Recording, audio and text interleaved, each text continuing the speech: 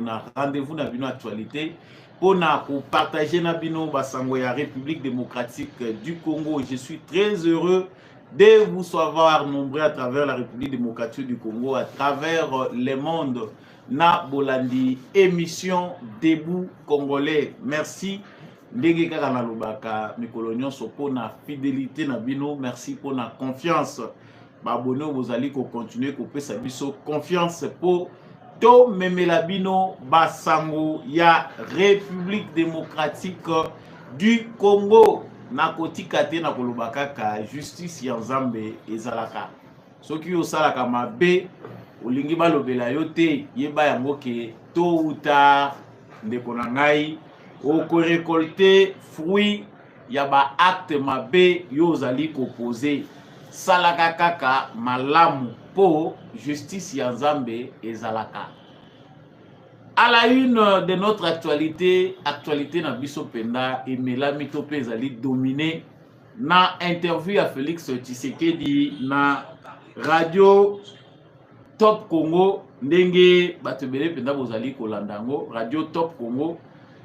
Christian Lusapwenu azalaki na journaliste mususu ba interview aki président Félix Tshisekedi ya Moete alongwa mboka Belgique pa yo pekende ko se faire soigner pour rejoindre mboka République démocratique du Congo. Ba propos tenus par le président Félix Tshisekedi na kati ya interview wana ezali très révélateur. Ba propos moko oyo et défrayé chronique ba Congolais nyonso bazali kolobelango, classe politique nyonso ezali kolobelango. Tozana ki actualité Tshisekedi ko uta esika utaki pona soin ya ba santé, débat efongwami. De quoi Félix Tshisekedi a-t-il parlé? Alobeli makambo etali état de santé na ye, alobeli pouvoir d'achat ya ba Congolais, alobeli makambo etali justice na République démocratique du Congo, mais likambo ezali kokama Félix Tshisekedi alobi AFC ezali Joseph Kabila. C'est que aventure oyo nanga azali kosala Joseph Kabila nda azali sima na yango.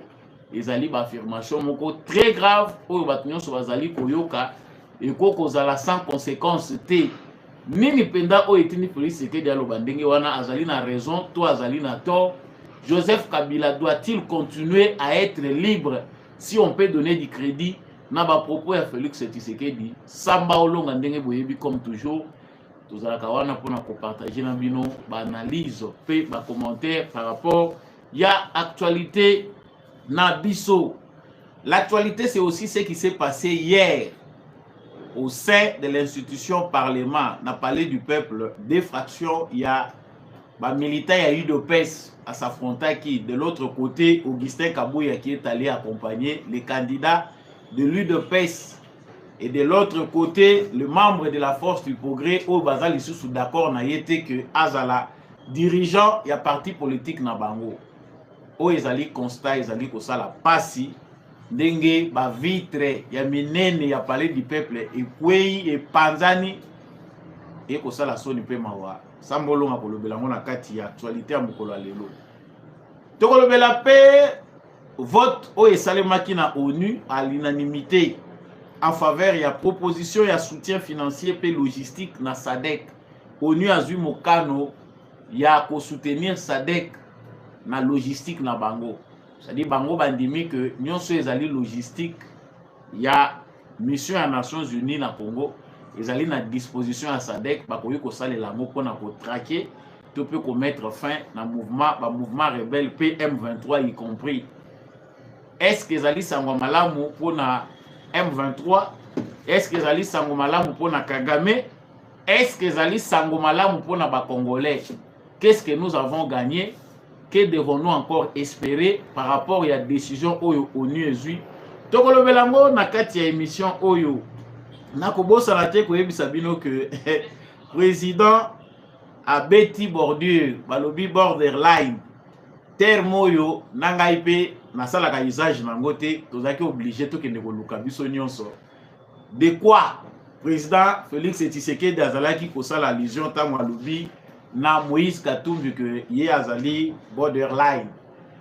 Donc elingaki kolakisa nini signification nini penda ya lingaka pesa na Moïse Katumbi par rapport ya expression ye a utilisé qui topé mot oyo ye a utilisé qui samba olonga zawana pona ko commenter toujours l'actualité na biso ndeko moko a tindelinga message sika ko uta na Royaume-Uni alobi bazali très inquiet bande ko belo bazali kuna bazali komona ndenge violence ezali ko continuer ko augmenter. En tout cas bato oyo bazali lisusu d'accord te na politique ya immigration bakomi ko tumbana bandako ya bato agression et comme ba proportion moko très inquiétante. La police a la difficulté à maîtriser car ba manifestants dans certains endroits ezali pasi to kolobela yango nini oyo gouvernement congolais sengeli pe ko sala pour ba citoyens congolais pe bazana bamboka oyo violence ezali. Mieux vaut prévenir que guérir. Samba Olonga en parle dans cette émission. Vous êtes en direct de Jeucam Télévision. Partagez les lives s'il vous plaît. Partagez, likez et commentez si vous en avez besoin. Wana ezali mot de passe na biso tozakanango vraiment besoin. Partagez s'il vous plaît dans vos groupes. Bon partagez yango. Bonjour à vous tous qui nous suivez. Partagez et kobo sanako liker te soko continue en direct yo likez pour donner la force à votre chaîne et surtout partagez.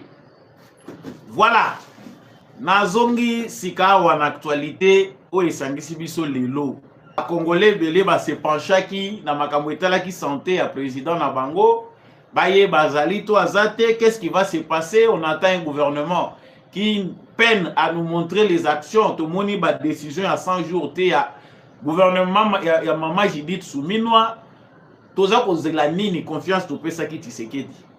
Mais Kouta Tshisekedi na maladie ezali koya ko occuper actualité congolaise mobimba. En tout cas, ndenge na kolobela sujet oyo, je ne suis pas le seul, c'est les sujets qui dominent l'actualité congolaise. Ndenge pe bomonaki ye Félix Tshisekedi a bel et bien réapparu. Donc azali komona na ke santé eza nango malamu, l'expression corporelle ba musupe ba ko kufa na bango na nzala, ba musupe baza ko kufa na mutu kaka na kokoso na ye. Et penda kolandaka ye. Mais ya motu ezali interview oyo Félix Tshisekedi accordaki na radio Top Congo. Interview wana yango nde lelo penda mama na likambo eza kolobisa ba congolais nyonso lelo opposant comme partisan ya pouvoir ba langage ezali différent. Félix Tshisekedi concernant sa santé, on sait qu'il n'y a plus de débat à faire. Bao baza ko souhaiter liwa. To yebi que bango moko ba monié ce qui avait prophétisé na bosana ke loko moko lobiawa baye ko rappeler ngango na régime c'était un peu tard. Ndenge toka ki Razaria Soubero asengi na ba congolais bosambela pona mboka bosambela pona Félix Tshisekedi malheur moko ezali ko monana selon bandoto alotaki ba débandade tout ça. En tout cas, la conclusion que moi, j'ai eu des propos. Yazaria Surubero ezali que moni ndoto ya Rwandais, tope ndoto ya mutoyo alingi ke mabe ya namboka. Ezalaka concernant makanisi na ya lotaka na moi. Batoyo bazali penda na mutu na bango batie ke Tshisekedi azali obstacle pour na rêve na bango. Et que bazali ko penser journée nyonso ke Tshisekedi oyo akutana ta na accident tope crash avion. Mutandenga na kolala la muki aloti ndoto ki Tshisekedi akufi. Donc ndoto ezalaka pe continuité ya makanisi na biso na moi. Yo kanisi ke nazwinde réponse na makambo nazali kumitungisa na makanisi. Pour ba forme ba ndoto ezalaka ebele. Donc ndoto ya Ruberwa selon appréhension na ngai ezali ndoto moko oyo Rwandais to pe batu nyonso bazali pro Kagame bakozala nango. C'est-à-dire soki na moi olingi Tshisekedi akufa, c'est probable que Boutou olota ndoto ya ndenge wana. Mais nous Congolais pensons que peu importe ce que nous sommes, peu importe les gestes et faits de Félix Tshisekedi, le président de la République reste le président. On le souhaite du bien, nous sommes dans une démocratie. Bah ça qui est mandat kouta na peuple. Et mandat oyo ya zodi kouta na peuple, ce qui est sili, c'est le peuple qui choisit.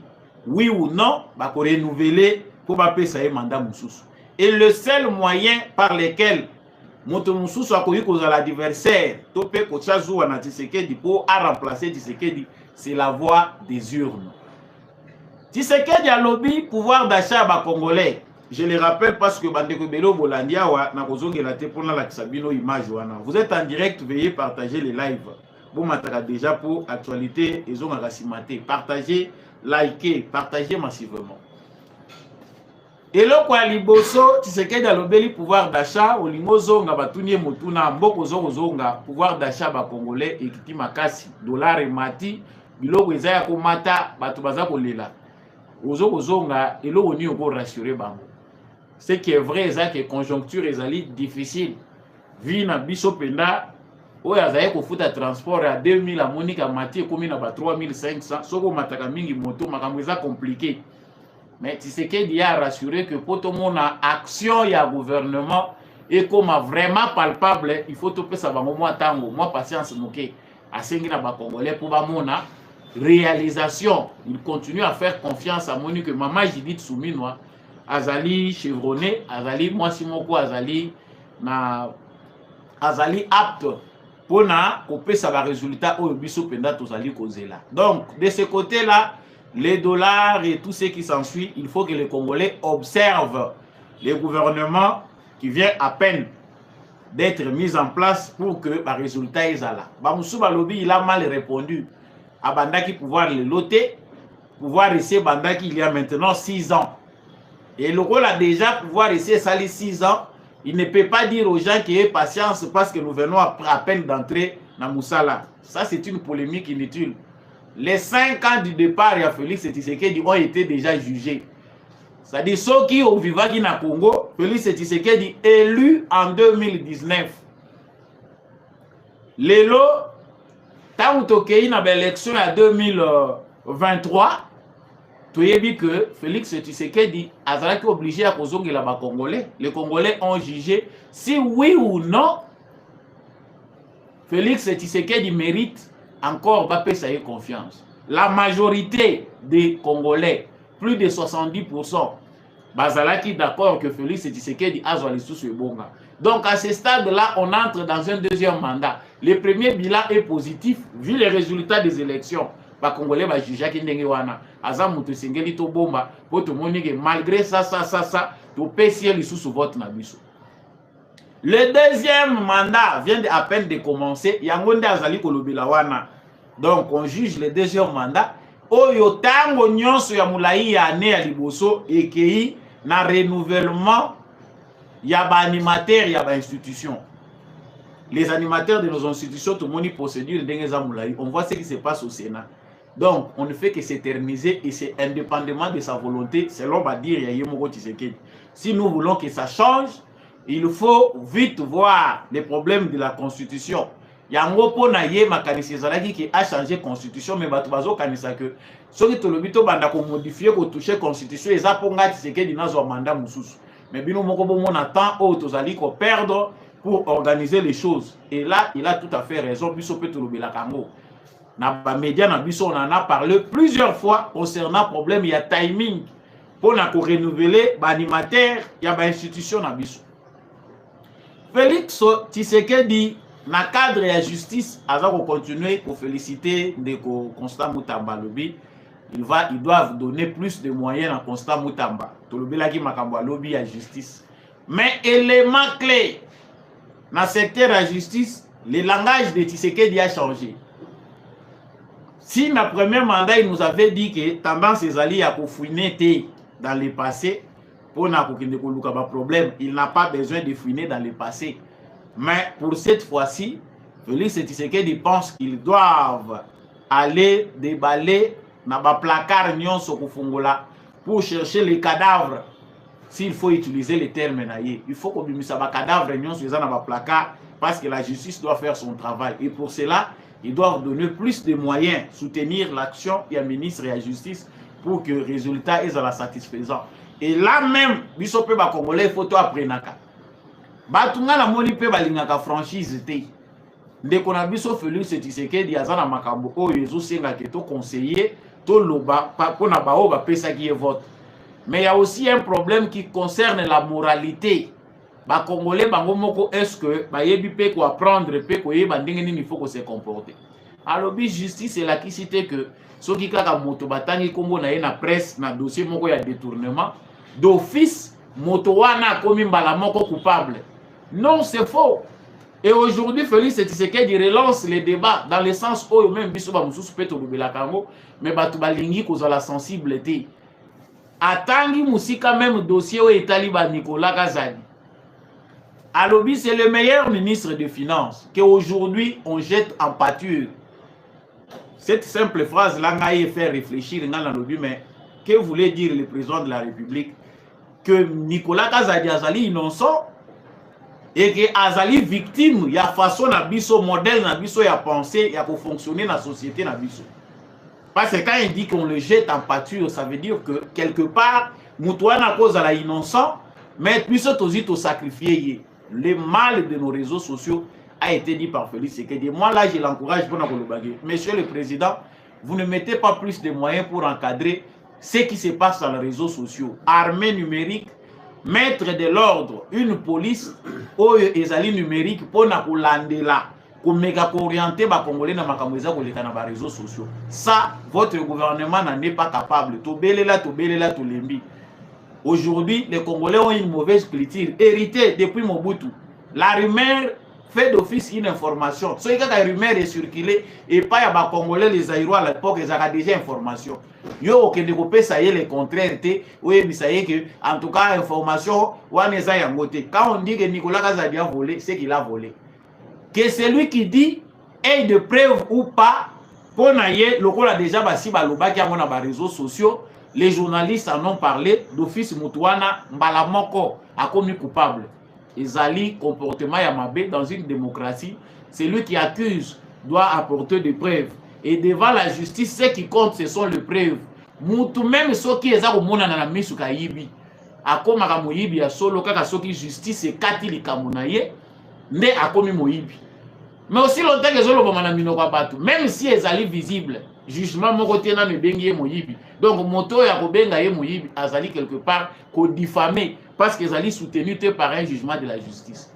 Là, c'est quelque part un débat de moralité pour na ko meka ko sensibiliser ba Congolais na les cambo itali usage à réseaux sociaux et c'est que nous pensons de notre justice. La justice est malade, oui, mais il ne faut pas aller plus à dramatiser. Ils en a bateau ya solo à cause de la peut-être aïba qui toi aïbité, mais les véridiques populaires oyo batu bapesa kaso ki déjà batu balongoli crédibilité balobi ke wana moyibi okobunda banda tamboni po ya kozongisa crédit wana. Ça aussi ce sont les mots dont souffre notre pays par rapport à l'exercice na biso ya apprentissage et à démocratie.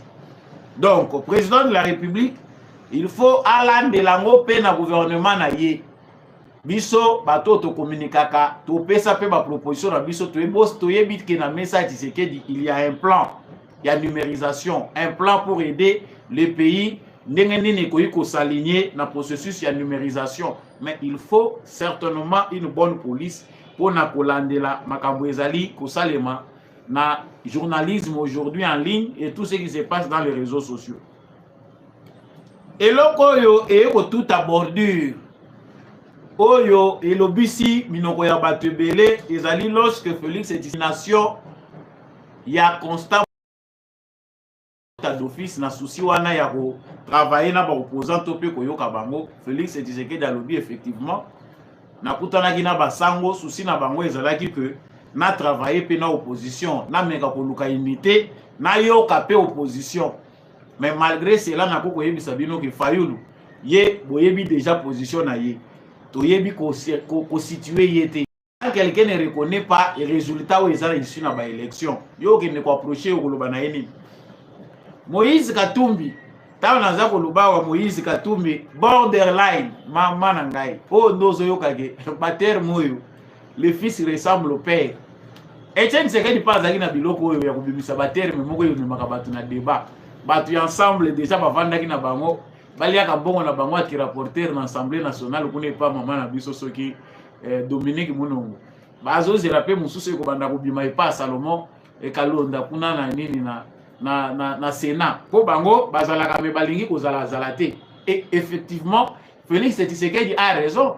Ensemble ya Moïse Katumbi ezali na sentiment moko ya instabilité borderline na contexte où Tshisekedi alobeli yango, c'est tout à fait vrai. Moïse Katumbi n'a pas de sentiments vrais. Ma sentiment ya Katumbi est instable. On ne sait pas les situer. Kotoyo, vous reconnaissez que Tshisekedi était comme président. Il faut le reconnaître que l'élection et Salema qui nous avons échoué aux élections, Tshisekedi a gagné les élections. Comme ça, na souci moko républicain. Tous appels a besoin d'occuper ma poste, na kati ya institution, na compte ya opposition. Il faut l'exprimer. Si on le rôle à Tokoti et l'Inkolobate que nous sommes à 100% dans la vision de Tshisekedi, mais nous travaillons comme une opposition. Et Zali Poto critique à Magamoto Zomonakuna. Opposition institutionnelle les Alak. Et Tshisekedi aujourd'hui, on sent qu'il a quand même soutenu cette forme-là d'opposition. Jusqu'à aller à couper sa bango ba moyen. Mais ensemble, il y a Katumbi, tant que totali passé na bango, na makambo elekaki na Union Sacrée, bango bakota qui après coalition FCC cash. Mais ils sont au pouvoir, bazali na gouvernement. Bazali ko partager ça ni moko na Tshisekedi, bazali ko gouverner na ye. Mais Katumbi a telemi na kwa mongo kuna azoloba, makambo wana etali bisote. Mais pourtant aux ana ba membre ba cadre ya parti na yo oyo mandaté bazala na kati ya Union Sacrée. Soko tali bango lisusu lelo baza ko se comporter le lenge wana. Bien qu'aujourd'hui ils sont dans les contextes ya ba poste oyo ils ont réservé na opposition. Mais pour bazwa yango, ils ont collaboré avec les pouvoirs. Dominique Mounongwa koko comme rapporteur tena adjoint à l'Assemblée nationale, ce qui nani au pouvoir majorité où ils ont pouvoir ba pesier makokite pour comme yango. Donc a komi wana parce que quelque part Tshisekedi, pour ne pas dire Tshisekedi, la majorité de Félix et Tshisekedi les a soutenus pour bazwa poste wana. Tout le monde a dit ba wele la ki yango wana Constant Mutamba. Mais Tshisekedi a le bité botiki la bango. Otoyo, bo pesa Constant Mutamba na réservé place ya justice. Au lieu de pesa ngo mutu azasuko wuta na pouvoir, to pesa ngo Constant Mutamba. On voit que la stratégie a bien marché. Bondi makape, soit aux ali kuna soit aux athées. Batu ya Katumbi batombo ki a to koloba balobi borderline suit bango. Terme oyo eye ko créer les sous débat na polémique mais bo démissionner pour le bagelo ko les amakambo ya koyoka na te. Lokola bango bazo kanisa ke biso toza na ba sentiment instable tozo kabwana na bango comme ça bo perdre poste ya rapporteur adjoint bo perdre pena ya Salomon Kalonji. Comment il est arrivé à sortir, comment il est arrivé à outil de la prison à se retrouver bazay ko chaye na poste bazo ke ko chaye na Sénat kuna. C'est le résultat des négociations. Eza masolo ba solo like. Tolongwe wana Félix Tshisekedi aye pena na mama likam. Minoko na biso peza la minoko banganga. Turubaka makambu batu bazo considérer ondiré liboma mais tozalaka ba précurseur ya makambu mingi président yaka koloba na sima. Ou soit oyo l'ensemble du peuple congolais finit par constater menacima. Tshisekedi alobi pona Joseph Kabila baboyi kokende na élection tout moni bango. Mais il est à la base de l'insurrection contre le pouvoir. Insurrection où il est salima contre le pouvoir. Joseph Kabila à la base. Et l'AFC, c'est Joseph Kabila. Hey. Ngai place na banda qui passe que na landi interview yo na Boutou, j'ai suivi en intégralité interview à Félix Tshisekedi. L'AFC, c'est Joseph Kabila. C'est lui. À la base, il y a insurrection. C'est très grave comme affirmation venant d'un président de la République. Batuya FCC, bakabiliste oyo bavandi bazanga position lelo, bazangi esika kokende. Bakoma lokola bana bitike, ce sont des cadavres politiques parce que dans le contexte de la démocratie, on ne sait pas les sorts réservés à tous ces kabilistes qui ont suivi le mot d'ordre de Kabila que to kokende na élection té parce qu'ils ont truqué, sort ils ont réservé na bango to yebi yango. Mais Kabila azali AFC Tshisekedi a raison, toi a tort. Tout banana na question est liboso. La première des questions Tshisekedi a raison. Est-ce que Tshisekedi a mutu a liboso ya koloba que Joseph Kabila AFC? Il y a beaucoup de Congolais qui ont dit cela avant Félix Tshisekedi a confirmé. Nous avons aujourd'hui des indices, pour ne pas dire des preuves, que l'ensemble des gens qui sont avec Nanga, qui sont allés rejoindre Paul Kagame, sont des kabilistes. baza soit d'anciens membres ya PPRD, soit des kabilistes directement baza kouta, soit des journalistes pro Kabila. Nde ba oyo batondisi epa ya nanga. La personne ne peut les contredire. Nous avons la confirmation ya bato bakangi bazali ko affirmer que nanga a des liens avec Joseph Kabila. To lobby yango na ba émission ebele. Tshisekedi lobby loko ya sikate. Peut-être que Kamelagi mingi batumusu bazoloba ah Tshisekedi exagère, ce n'est pas comme ça qu'un président parle. Ba sécurisaka mututi wapi. Quelque part abimisi yango penda po Kabila yebake, il doit aussi être exposé. Ba bombio baza ko peso sécurité nyonso ozali kozwa. Mabe osala ba congolais baza ko continuer ko battre yo au nom du pacte pour l'alternance. Siko yo lelo o se déclarer ennemi ya Congo. Tshisekedi yango ata balobi mutema ngo eza sanduku. Ako continuer ka ko battre la yo. Bimisa yango di eza nango sanduku te loba. Wala nandimi que ba Congolo baza ko landa biso ba pesi siko maloba na biso valeur. Maloba na biso ekomi na poids, ekomi na crédibilité quand on dit que l'AFC c'est Joseph Kabila. C'est Joseph Kabila qui a décidé d'aller au secours de son ami Paul Kagame. Bato yo ba plaçaki Kabila na pouvoir, Kabila a décidé ya ko kende ko rejoindre bango ko pousser bango. Yango yebisi ba kabiliste bo kende na bino na élection te, naza na plan ya sika. Et moi, quand je vois les propos de Félix Tshisekedi, j'ai fait directement allusion à makambo uti koleka awa na epa ya Kabila. Oyo baza ko samisi la bande ko na biso ya jeune ya force du progrès. Mais s'il faut prendre les propos de Félix Tshisekedi, les placer dans leur contexte, on dit que ils ont ba Congolais clairvoyants oyo ba moni ke Kabila azali ko créer insécurité. Bisika nyonso Kabila azali insécurité azali ko bakisa manamboka. Ces jeunes gens-là sont accusés d'être des voyous, des fous. Comment ils sont allés attaquer la maison de Joseph Kabila? Bamonaki au livre Lembekuna. Qui sait? Ceux qui bamoni insécurité nde yango baza kolanda bamoni ke mutoyo après nous avoir torturés, après avoir vandalisé l'économie de ces pays, continue à créer l'insécurité. Ndekoyo bakangi na kombo ya Antibal, chef ya force du progrès. Azana vidéo moko asalaki oyo bato ya Kabila bazali ko utiliser balobi qu'il avait prémédité son acte. Et pourtant dans sa vidéo azali ko talisa lobi biso to circulaka na Gombe. Ndaku ya Kabila ezali à la base ya insécurité. Bato yo ba créaki coup d'état, bato yo balingaki basala insurrection populaire, ba mususu ba utaki na ndaku wana. Ça ce sont les affirmations venant des gens qui sont arrêtés aujourd'hui présentés comme des bandits. Oyo bakendaki ko attaquer ndaku ya Kabila.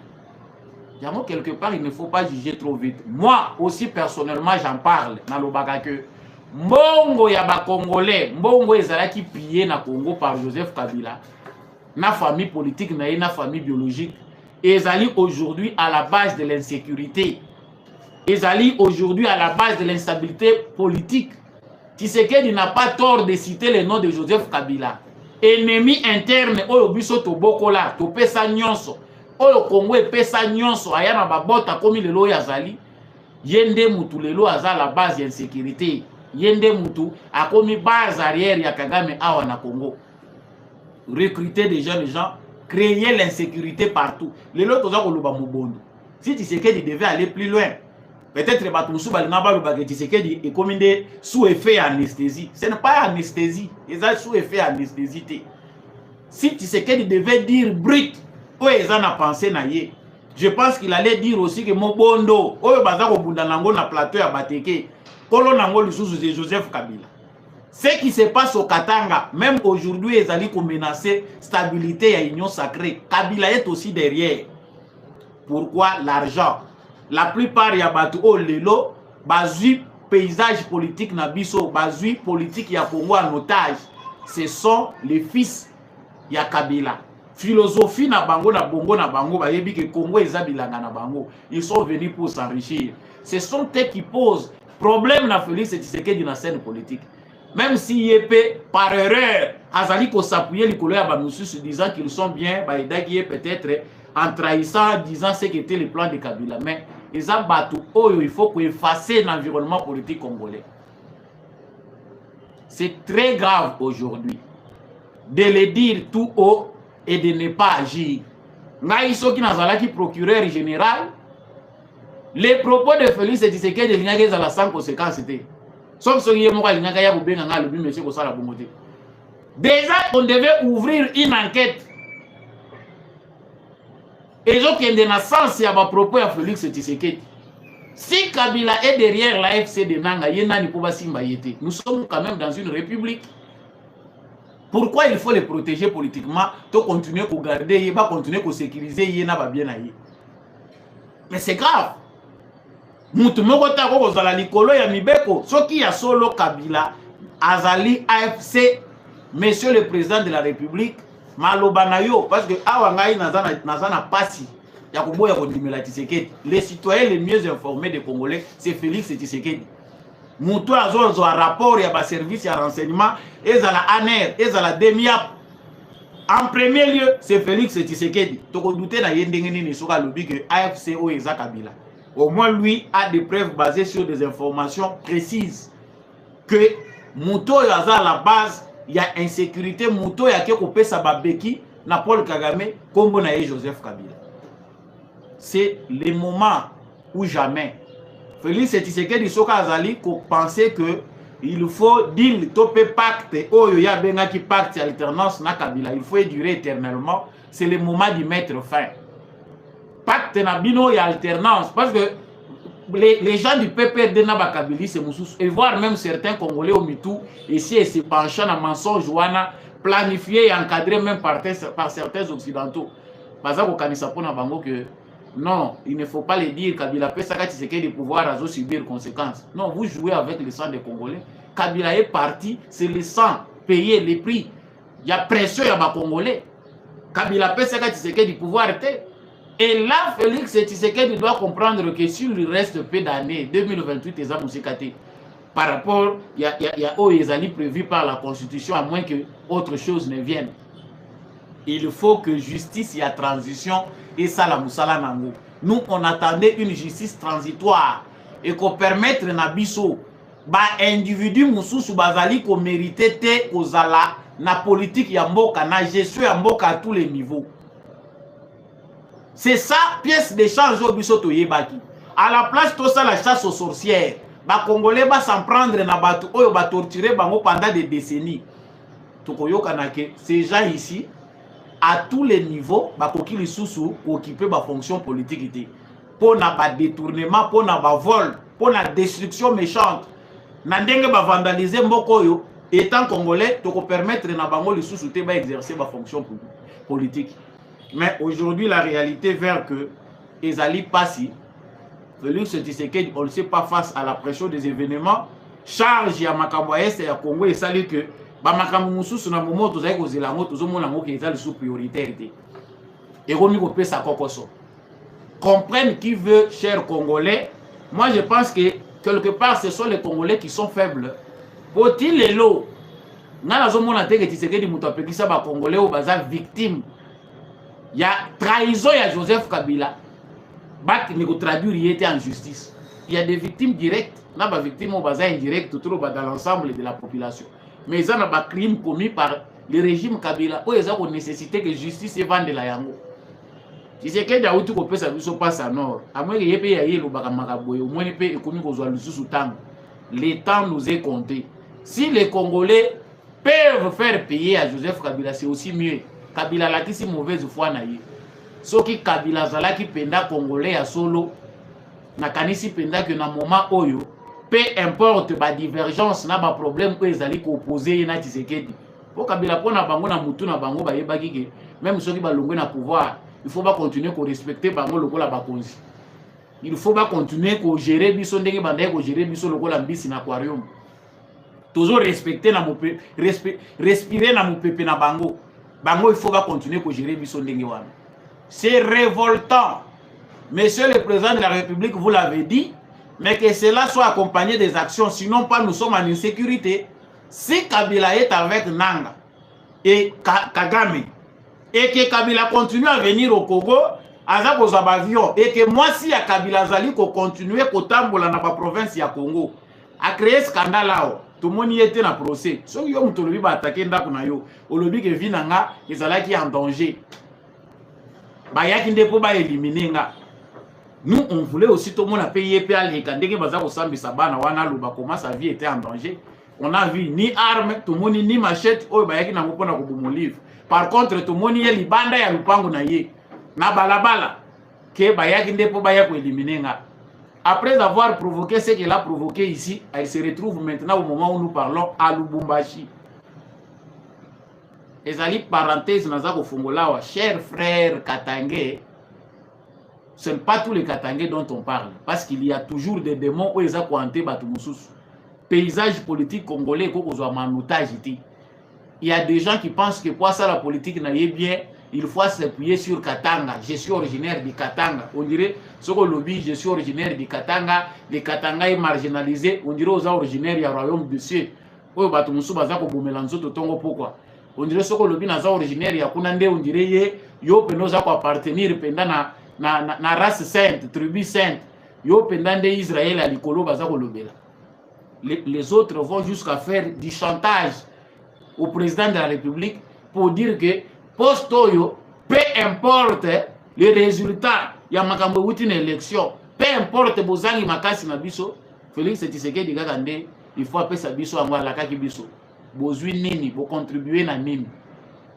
Donc il y a jusqu'aujourd'hui la main noire dans la politique ya Congo qui veut que Bitumba et Bundama à tous les niveaux. Comment on finira par s'organiser tous à la peine à bas politiciens oyo bayebi komipe sa valeur bazana ba valeur républicaine bazana nationaliste et non tribal. Mutu aza ko se focaliser kaka na ekolo soki na tangi ekolo batu baza kuna ba kokanisa a biso toza marginalisé nyonso sauf moi eza pasi mingi. Donc, pour conclure ce point, par rapport au discours de Félix Tshisekedi, et logo munene o biso tsengeli to retenir, ezali que Félix Tshisekedi a zappé dans son côté, et ça fait anesthésier. Il faut c'est mieux aussi d'avoir un président comme ça qui dit des choses vraies, à lobby en bongo, à banaliser moi lobby en popino pebokola. La politique aujourd'hui se fait sur les mensonges. Donc, yindeli yo nakati mo lobby te na jirakakaka. C'est ça être un bon politicien. Non. Donald Trump a provoqué Batolé. C'est comme ça. La politique telle qu'elle nous a été apprise par les Occidentaux, c'est les mensonges. Il faut qu'on dépose à la vraie politicien. Le président est-ce que ma propos est président, on était face au combattant de l'île de Pest, à un combattant de l'île de Pest qu'au président de la République. Ce qui peut au vandi mingi au meli au côté na université à Kara na université à silence ya Bazoba le rôle ya Joseph Kabila mboke kokende. Nous avons été avec Kabila, certains apprécient cette posture là. Congola kufa Congola sala nini, Kabila reste ce qu'il est à kokosola na yete ndenge pe toza lelo un ancien président oyo akoki ko apporter expertise na ye soka za penda na bolingo mboka parce que le pays lui a tout donné. Oya na babot lelo za milliardaire préfère le silence balobi eza université à Kara eza charisme et il y a des Congolais qui applaudissent eza silence lâche silence moko ya trahison. Normalement un ancien président quand le pays est menacé dans contexte oyo si c'est réellement un Congolais qui avait dirigé le Congo alinga ki aloba pour apporter un plus. Si tu sais qu'il n'allait pas prendre en compte ces propos, mais on sait néanmoins qu'un citoyen congolais s'est exprimé sur la situation de son pays et a apporté quelque chose parce qu'il a dirigé Kimboka Wana. Mais les gens ont ça la kokosoto vandi na biso tozotala na biso ye tolobi ate eza na mo charisme. Tu sais que di lobaka pour quelque part les Congolais soko zo lobate basi ba message na bango avanda azala charismatique. Sangwami balé na kolobela avana sukisa na makambo ya force du progrès. Félix Tshisekedi parle bela kiango. ONU a voté à l'unanimité 15 membres sur 15 en faveur de la proposition de soutien financier et logistique dans SADC. Bon, financier entre guillemets, mais logistique dans SADC. Baluki solution oyo bango bakoki kopesa biso pour ONU nga ezopesa nga pasi na lobelaka ONU, mais la victoire diplomatique mérite quand même quelque part ba égard na biso potoyeba comment on peut consolider ba victoire wana. L'ONU vient de dire que pour na bango SADC armement nyonso oyo MONUSCO utilisaka baza kopesa ngo SADC toyebi pete eza armement nini balobi, que ce soit renseignement, que ce soit les informations, tout ce que les Nations Unies utilisent au Congo ba tia ngo na disposition à SADC pour que ba mener mission oyo ya ko mettre terme na ba mouvement rebelle ou terroriste oyo ezali ko déstabiliser est la République démocratique du Congo. Devons-nous nous réjouir ou il faut grincer les sous-badans? Ce qu'il faut retenir, d'abord Yamoutuya, ezali que la bataille au niveau international, Tshisekedi a vaincu diplomatiquement. Mais dans la pratique, il y a certaines choses qu'il faut faire pour que diplomatie wana ebota quand même mbuma. Awa tango tozali koloba wa ONU, Organisation des Nations Unies, décision basée même sur les timides, mais ezali ko isoler Kagame na reste à monde, ezali ko clouer davantage. C'est-à-dire si tous ces armées, tous ces pays bandimi que local agression est aussi la tête, biso toza ko apporter soutien à biso na SADC, c'est parce que ba comprendre que ceux qui batiki vide les grands défauts où ezali awa, ceux qui batiki vide ezali que Congo a kosala ngona manière na yo. Donc quelque part on sous-entend que l'ONU, la communauté internationale bayebi oyo ezali responsabilité na bango na drame oyo ezali koleka na est ya République démocratique du Congo, et ils veulent à tout prix participer pour finir cette histoire. Pour ceux qui lelo biso ba congolais ndenge tozo kanisa ngona ndenge na biso tolobito sili salikamboyo, je pense que mokili mobimbe ko crier scandale, ça sera plus qu'un génocide. Vous imaginez congolais lelo colère nyonso ekota na kati ya ba millions de morts. Ceux qui biso lelo tolobito kitisela ngo Rwanda, je ne pense pas que même ouais les kaki baza ko benga génocide les kaki pa na bango ko zala ndenge wana, ça sera grave. Et la responsabilité du monde, malgré mauvaise foi, oyo lelo eza ko primer na fief ya communauté internationale, c'est de trouver la paix. Yango bango ba décider que mibundeli. Yango biso toza ko senga na gouvernement congolais.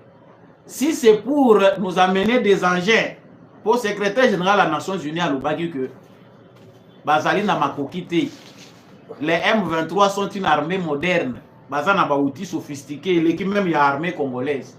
Mais ce que les andenge wana bibundeli o biso toza nango soki ezali faible par rapport à M23 et que yango nde bazali kopesa na SADC, ezali passe temps qu'ils achètent des armes batinda bibundeli ya makasi ndenge basalaki na Ukraine batika ko tourner autour du pot. On comprend que le contexte du droit international veut qu'on condamne le Rwanda. Toyoki pe États-Unis na maloba kaka alobi ke makambo oyo Rwanda sali na ko brouiller signal ya GPS pour na aviation na ba zone moko na République démocratique du Congo, ezali ba fait grave oyo soki ezali ko continuer, il faut que bazwa ba mesure to pe ba sanction oyo ezali lourde. C'est timide comme déclaration venant d'un conseil de sécurité oyo bayebi déjà que Mabe a déjà encaissé mingi, et ça fait plusieurs années depuis que Félix Tshisekedi est au pouvoir, on ne fait qu'encaisser bah, actes posés par le Rwanda. Moi je pense que quelque part il y a une victoire à saluer, parce que les victoire moko il y a un effort diplomatique il y a Tshisekedi et sali les lots que mokili mobimba bah commis pour changer langage, parce que le langage change à tous les niveaux. Même les pays où balakisaki que toza sima ya Rwanda ba komi quand même ko s'exprimer que ils sont derrière la souveraineté du Congo, c'est-à-dire souveraineté à Congo ezali indiscutable. Il faut que les troupes rwandaises babima sur le sol congolais. Et même lorsque Félix Tshisekedi s'est exprimé sur cette question, na bosana ki en même temps na zolobao. Na interview na ye to moni ndenge nini azako beta c'était avec armes, qu'il n'y aura pas de négociation entre lui et les M23 ou les AFC. C'est se basant sur ces constats-là international. Ce qui est à niveau international, déjà, souveraineté na bino est discutable. Intégrité territoriale na bino est discutable. Il faut respecter yango. Bino soki bokeyi ko négocier, bokeyi ko sololana Kagame ndenge toyoka ki awa bato Kabila. Balala ki kote balali bazola muka balobi. Baza ko proposer balobi, il faut discuter. Ce que Monique aux états faiblesse, il faut discuter. Ils veulent donner des armes à Kagame. qui, au niveau international, est déjà cloué. Ce que la RDC réclame maintenant, c'est une justice, et cette justice est inévitable. Sur le plan du droit, les gens sous le logo de à niveau international, assis à Bango contre mur. Vous ne voulez pas, on bannit tout ce qui s'appelle droit international, on bannit tout. Tout ça, la Baza devant un fait accompli. Yango Tshisekedi a tieli bende à lobby AFC M23 na yebibi noté. Kagame mende na zako luka, ozoko luka nini pas nanga. Quelque part, il n'a pas voulu dire que na kote kala le sous-souté qu'on négocier na Kagame, c'est ce qu'il pouvait dire. Mais a préféré peut-être adoucir Rango pour dire que je peux les rencontrer pour lui dire qu'est-ce qu'il veut dans mon pays. Ils ont une forme diplomatique. Il y a qu'au diminuer pour la kolobaki na boïté par rapport aux recommandations internationales. Donc, chers Congolais, comprenons que le temps est dur, mais si les Congolais sont mobilisés et déterminés, basi basuki, même Yé Kagame yebi kezali na esika moko te na mokili oya kobata mapona likambo ya Congo. Cette affaire est déjà devenue une affaire internationale. Et puis au moins même bafé sur terrain, ils allaient truquer par les médias rwandais, na ba réseaux sociaux na bango pour présenter aux Congolais une réalité qui n'existe presque pas. Ba Congolais voilà, ezali pas si mingi. Ba omoni Tshisekedi aza ko négliger, mais les localités oyo bango baza kotanga ki baza kozwa, ce sont des localités soki botali ndenge ba dessinaki, les rwandophones vivent nombreux là-bas. Bango nde mutu bazali ko favoriser ba entrer à ba FC na ba localité wana. Les localités qui sont congolaises, lorsque ezali prises, les Congolais se réfugient quelque part. Parce que bayebi ke batouana tout ça na bango te. Mais ba obozo ko mona bazo vivre na bango prince baza ya bango. Et ce n'est pas pour la première fois qu'ils font ce qu'ils font. Ba salaka makambo yo ba ya ba occupa. La diplomatie congolaise à cette époque, je me souviens d'Etienne Tshisekedi, et ça là que bazonga na bamboka na bango. Et la guerre va retourner d'où elle est venue. Naza ko kende na rapidité nyonso pona ko yebisa bino pe actualité moko ezali très préoccupante avant de finir na bakas où Salami na palais du peuple. Mokolo alobi bandeko bazali na Royaume-Uni bazali pe na besoin de soutien au gouvernement congolais. Soutien elingo lobake gouvernement responsable ya mboka nyonso atenaka compte pe ya ba citoyen na bazana ba mboka bapaya. Il faut déjà moment où prévenir que guérir, savoir est-ce que le nôtre pour ebele pe oyoka o abwaka ngonda ba komi ko luka na passeport baza ko yeba te oza congolais to oza congolais te. Nos frères nous ont informés de la situation exacte pour valoir na Royaume-Uni. Malédiction ya Rwandais et yebani sikoyo mokili mobile. Ces jeunes-là, adolescents rwandais, a fini par embraser les pays. Bato va vivre na bakanda na bango, bazo mona ke bamboka na bango ebeba. Mais moi na ya Kagame nazo ko benge ndengi wana parce que il fait partie as un petit-fils ya moko ya ba compagnon ya Kagame ya FPR. Amemi cruauté na bango, amemi bosenzi bondoki na bango na mboka ya bato, et que ko déclencher makambo ba satandaki na ngoti. Le nouveau premier ministre azali na problème na momoto ko loba awa. Problème au nouveau premier ministre azana ngoni ya ko gérer problème ya crise oyo etali makambo ya migration. Comprennent qui veut, chers Congolais, nous devons prendre nos mesures. Si les citoyens bengana ba migrants sont pour une situation oyo bango moko ba yebi source nango po origine ya likambo oyo ezali race ya vipère oyo bango ba parenaki soki ba parenaki ba tuti te basalaki bango ba juif d'Afrique te mbele ba makambo ndenge wana ezokoma te. Mais parce qu'ils ont soutenu cette race de vipères qu'ils en profitent bango moko ba mona ba il y a terrorisme oyo bango ba parenaki ba dirigeant na bango ba simbaki. Chers Congolais, yangai partage ezali compassion toza ko compatir na ba ndeko na biso bazali na Europe. Sachez kotonga bakaboya na bino na ba village na bino. Même si vous avez déjà changé de nationalité, prenez le peu que vous avez. Ata oyebi ko so mesana mingi kuna tonga makaboya na yo mwa bikok na yo chez vous. Ba mapango pe za watina ba $1,500 $2,000. Bomba yango lokola point ya suka, supposition ya suka. Au cas où parce que boye bango ke monter ya racisme kozala makasi. Europe eza ko vivre déclin oyo ba citoyens européens tangu bakokoka ko supporter te pasi ndenge eza ko yela bango. Ils vont s'apprendre aux étrangers. Pour eux, ils vont penser que ce sont les étrangers qui sont à la base de leur malheur. Yango, il faut que ça déjà sima. Na beta gali si na lobi bande ko na biso ba Kasai o bazolaki na Katanga ba bosana kaki ils étaient du Kasai. Ngolo ba rappelaka bango. Okomi ko zonga na munoko mususu munoko mboka yebite. Oh iko ina nini? Wina nini? Oyo epa na bino wapi? Mususu kutaza ko yebate. Prenez soin, la patrie reste sacrée. Ata au changer au commune la personnalité 10. Le Congo reste votre pays. Regardez chez vous.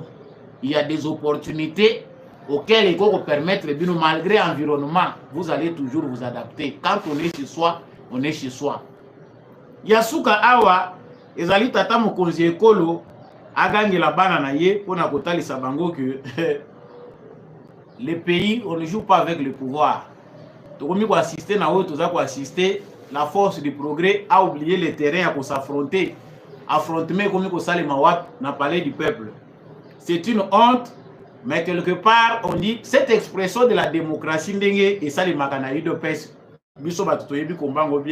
il fallait sous qu'un terrain à eu de pes. Les terrains des institutions n'est pas les terrains sur lesquels vous allez étaler vos divisions, pas problème au bino bozanango. Ma kofi, il faut que bête en la permanence à eu de pes. Palais du peuple était. Donc, ceux qui font ces pratiques, ils sont des présidents de la République Sony. Mais, tu as vu que la température de la démocratie est le billet moko.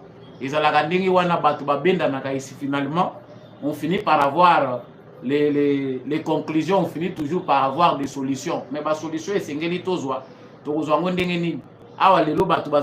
dialogue. Ils règlent leurs problèmes dans les réseaux sociaux et dans la rue. Au lieu de vendre solo, Kabouya n'est pas éternel. C'est Kabouya qui fait les Kibongaï, aussi pour ça les 5 ans. Tu sais qu'il a accédé au pouvoir avec vous. Loco les simbité. Kende tikela pe baninga à la place tout le monde a un spectacle yo zoko lila olobio ezo le lisanga ezo pesa nga mawa. E peso mawa ndenge nini. Yo zanzam. Kanga bisaka kende, c'est prévisible les anango clair que oko kende na yo mais kende dans les bons. Tika komema ba makambu milai. Si Kabouya avait l'amour de son parti, UDPS Alina a démissionné. Mais comme c'est quelqu'un qui veut qu'il finir dans le trouble, il y a un autre monde dans la scène publique. Que M. Augustin Kabouya sache comment il faut partir. Kende peut attendre honneur, on aura besoin de vous. À la place, il y a créé un problème dans l'espace public, où il y a comme qui s'agit de UDPS Sony. Alors qu'il n'y a pas un parti politique, où il est capable, il y a un tel jeune qui est volontaire dans UDPS. Émission, il y a Mukola Lelo. Et comme il pendant la souka, ngai sambolonga, nazalaka très content na yebaka kibozaka ibele. Ya mutu ya pona ngezalaka ke congolais monsieur Fongwama. Biso nyonso tozala na même longueur d'onde. Totombola bendele ekolo Congo, po ete Congo ekende liboso. Soki bana na biso, bakoko na biso, bakoyeba ko se prendre en charge, bakoyeba ndenge nini ya kozala na ba vraies armes pour combattre ou défendre leur pays. Et vous allez malam pour Nabiso. Merci Nandekombi à chaque fois qui na sima caméra. Pe na réalisation pour cette émission oyo comme na bitando na bino. Na tondi ba union so bolandaki émission oyo de partout à travers le monde. Samba olonga pa lingi bino mingi. Olandanga en Europe, olandanga en Amérique, en Afrique, en Asie, en Océanie. Ata na tangi sika ozalite, ozana Luanda, ozana na Goma, ozana Bukavu, ozana Lubumbashi, Kinshasa, Boma, Matadi. Bujima, Ikananga, Bandaka, partout où vous êtes, likez, ne quittez pas cette émission sans liker. Likez, partagez et abonnez-vous si vous n'êtes pas encore abonné. Maton Domingue, l'apôtre Gérard Kabiachovo, merci à l'homme de la vérité des urnes, Jean-Louis Timbalanga, Papa Michel Oumakasso, merci à lui, merci à Papa Boniface Mpunga, merci à Papa Freddy Ngwama, merci à Papa Maurice Kikangala. Merci mingi na maman Bilonda, maman Lisette Mombendou, maman ni Masamba pe bandeko nyonso bolinga kapenda émission ya Samba Olonga na lingi bino mingi. Wazalendo na motema, FARDC na motema, tukutani prochainement na émission mususu.